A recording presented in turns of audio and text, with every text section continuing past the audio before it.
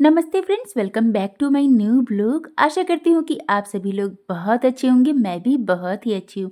मैं गई थी बाहर।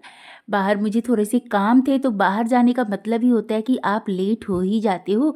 और सुबह ही हस्बैंड और बेटे ने बोला था कि मम्मा आज मैं आलू पराठा ही खाऊंगा।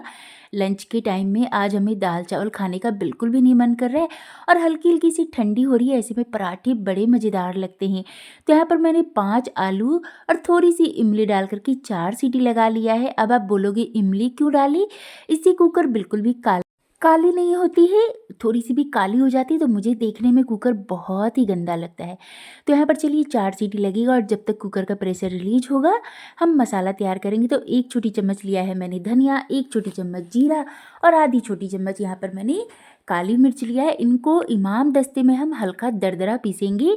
देखिए बस हमें ना इसको हल्का दरदरा ही करना है। मिक्सी में अगर आप पीसोगे तो फिर वो स्वाद नहीं आ पाएगा। बिल्कुल ढाबे वाली रेसिपी आज हम बनाने वाले हैं, जो कि बड़ी स्वाद लगती है। तो यहाँ पर मसालों को निकाल करके रख लिया है। अब इमाम दस्ते में हम डालेंगे 2 हरी मिर्च। ये जो मिर्च है ना, हल्की कम तीखी वाली है। आप चाहो तो तीखी मिर्च का भी यूज़ कर सकते हो। 1 इंच अदरक, 8 से 10 लहसुन की कलियाँ और इनको 1 छोटी चम्मच नमक डाल कर के ना अच्छे से क्रश कर लेंगे। इससे क्या होगा, अदरक जो है ना वो बहुत अच्छे से क्रश हो जाती है, सारी चीज़ें अच्छे से क्रश हो जाती है। अगर आप मिक्सी में चाहो तो मिक्सी में भी पीस सकते हो, लेकिन आपको पानी नहीं यूज़ करना है। ऐसे मिक्सी को प्लस मोड में पीसेंगे ना, मिक्सी चलाएँगे, तो इसी तरह से हल्का दरदरा पीस करके तैयार हो जाता है। अब आलू भी ठंडी हो गई है, तो चलिए फटाफट से आलू का छिलका हटा लेते हैं और यहाँ पर आलू को हम हाथों से ही फोड़ेंगे। आप चाहो तो कद्दूकस कर लीजिएगा। इससे क्या होगा, आप जब पराठे बनाओगे ना तो स्टफिंग फटेगी नहीं। देखिए 2 बज चुका है और समय हो गया है मेरे हस्बैंड का घर आने का, और बेटा भी 3 बजे तक स्कूल से आ जाएगा। वैसे पराठे तो गर्मा गर्म ही अच्छे लगते हैं, इसलिए मैंने सोचा थोड़े लेट से ही बनाऊंगी। लेकिन जब हम बाहर जाते हैं ना, काफ़ी ज़्यादा समय लग जाता है। जाते तो हम 1 घंटे के लिए ही है, लेकिन पता ही नहीं चलता 2 से 3 घंटे कैसे निकल जाते। छोटे छोटे से काम मतलब होते हैं ना, जो करने में समय ज़्यादा लग जाता है। यहाँ पर आलूओं को मैंने मैश कर लिया। अब हमने इसमें जो अदरक, लहसुन और हरी मिर्च कूट के रखा था उसे डाला है। जो मसाला तैयार किया था ना धनिया, जीरा, काली मिर्च का, उसे डाला है। हल्का कूटा हुआ है, इससे स्वाद बहुत अच्छा आ रहा था। एक बारीक कटी हुई प्याज डालेंगे। अच्छा देखिए, आपको प्याज भी बिल्कुल बारीक-बारीक काट करके डालना है, इससे क्या होगा पराठे फटते नहीं हैं। 1 छोटी चम्मच मैंने इसमें डाला आमचूर पाउडर, 1 छोटी चम्मच लाल मिर्ची का पाउडर, 1 छोटी चम्मच डाला है जीरा पाउडर और 1 छोटी चम्मच ही मैंने इसमें डाल दिया है छोटी चम्मच अजवाइन और गरम मसाले का। अगर आपके पास आमचूर पाउडर नहीं है तो आप इसमें चाट मसाला डालें या फिर नींबू का रस डाल दें, स्वाद बहुत अच्छा आता है। अब खूब सारी धनिया की पत्ती डालेंगे और मसाले को करेंगे अच्छे से मिक्स, और लीजिए आलू की चटपटी सी स्टफिंग बनकर के तैयार हो गई है। बहुत टेस्टी लग रहा था फ्रेंड्स। तीखा आप अपने हिसाब से कम ज़्यादा कर सकते हैं। तो चलिए फटाफट से पराठों के लिए आटा लगा लेते हैं। तो आटे में मैंने सिर्फ नमक डाला है और पानी से आटा लगा करके तैयार करेंगे। अब कभी भी पराठे बनाओ ना, एकदम सॉफ्ट आटा आपको लगाना है। थोड़ी सी भी आटा अगर हार्ड होती है तो जब हम स्टफिंग फिल करते हैं ना, वो बाहर निकलने लगती है, इसीलिए। अब यहाँ पर मैंने निकाल लिया है देसी घी, क्योंकि इसके बिना ना पराठों का स्वाद बिल्कुल अधूरा सा लगता है। मैं हमेशा घी में ही पराठे बनाती हूँ। आप तेल या जिसमें बनाना पसंद करते हैं उसमें ही बना सकते हैं। तो चलिए एक मैं आपको दिखाती हूँ, जो कि हम सभी के घरों में बनता ही बनता है, ये वाली स्टेप। आपको जिस मैं आपके साथ ना 2-3 तरीके से पराठे आप कैसे स्टफ़ कर सकते हो उसकी भी रेसिपी शेयर करने वाली हूँ। तो जो भी आपको तरीका अच्छा लगे आप उस तरीके से पराठे बना लीजिएगा। दोनों उँगलियों को बीच में घुमाते-घुमाते मैंने यहाँ पर कटोरी बना लिया है। अब इसके अंदर फिल करेंगे हम आलू। तो ये देखिए फ्रेंड्स, आलू जो है ना, अगर गीली-गीली रहती है तो फिर आप ज़्यादा भरोगे तो ये निकलने लगती है। और आपने देखा जितना मेरा पेरा है ना, यानी कि जितनी मैंने आटे की लोई ली थी ना, उतना ही मैंने आलू भी स्टफ़ किया है। अगर आप आलू कम भरोगे तो पराठे खाने का मज़ा ही नहीं आने वाला है। इसीलिए धीरे-धीरे करके स्टफिंग को ना अच्छे से सेट करते जाएँ और इसे अच्छे से पैक करें। ये देखिए पराठे बहुत टेस्टी लगते हैं, जितना आपने लोई लिया है यानी कि जितना आटा है ना, उतना ही अगर आप आलू की स्टफिंग डालोगे तो टेस्टी लगते हैं पराठे खाने में। अब जो ऊपर का हिस्सा था उसे मैंने इसी में ही सेट कर दिया है, आप चाहो तो इसे हटा भी सकते हो। अब पराठे को आई बेलने की बारी। तो देखिए आटा इतना सॉफ्ट है ना, आप इसे हाथों से हल्का सा फैला लीजिए, इसके बाद आप इसे बेलिएगा।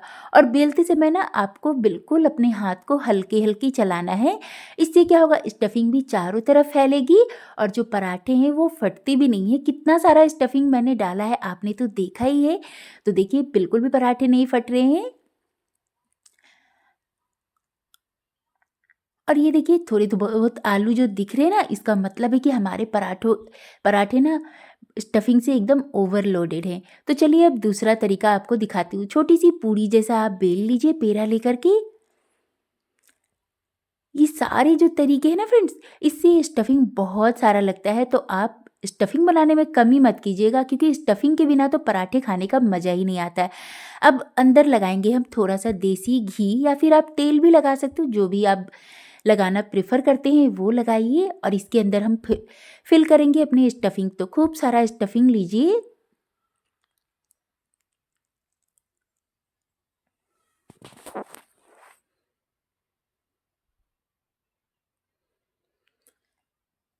स्टफिंग को अच्छे से भरने के बाद इस तरह से जैसे आप मोमोज बनाते हो ना, एक तरफ से पकड़ करके इस तरह गोल गोल हम चुन्नटी बनाते जाएंगे और इसे पैक कर लेंगे। ये देखिए सबसे इजी वाला तरीका मैं आप लोगों के साथ शेयर कर रही हूँ।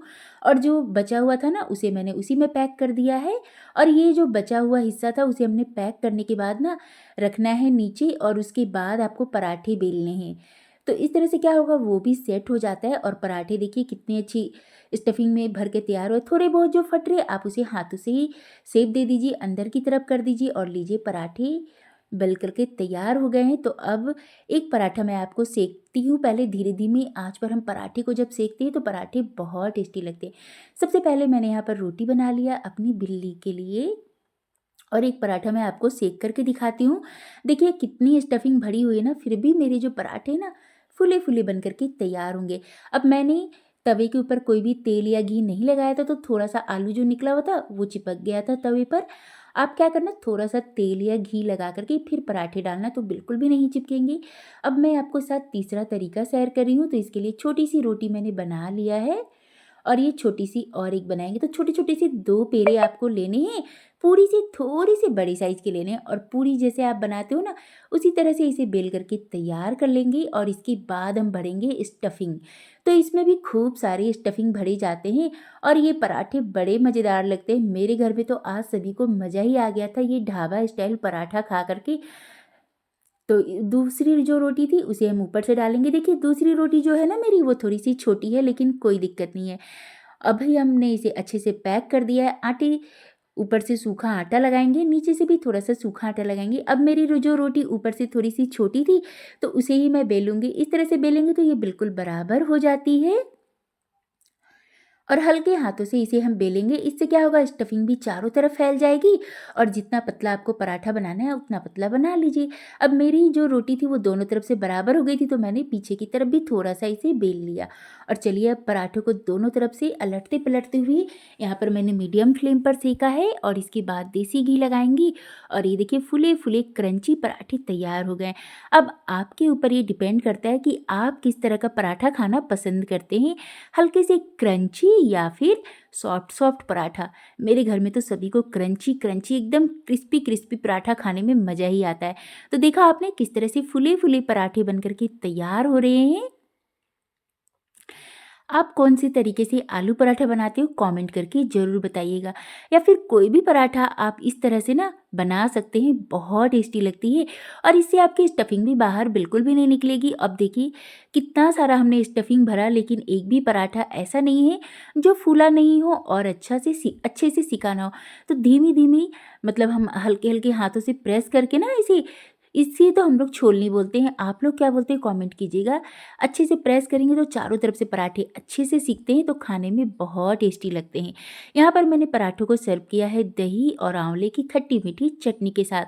अब बटर के बिना तो पराठा अधूरा है, तो हस्बैंड भी ऑफिस से आ गए हैं, तो थोड़ी सी बटर डाल करके मैं इन पराठों को सर्व करूँगी। जो कि खाने में बहुत टेस्टी लग रहा है। तो ये देखिए दिखने में ये जब इतनी मज़ेदार लग रही तो खाने में कितनी टेस्टी लगेगी।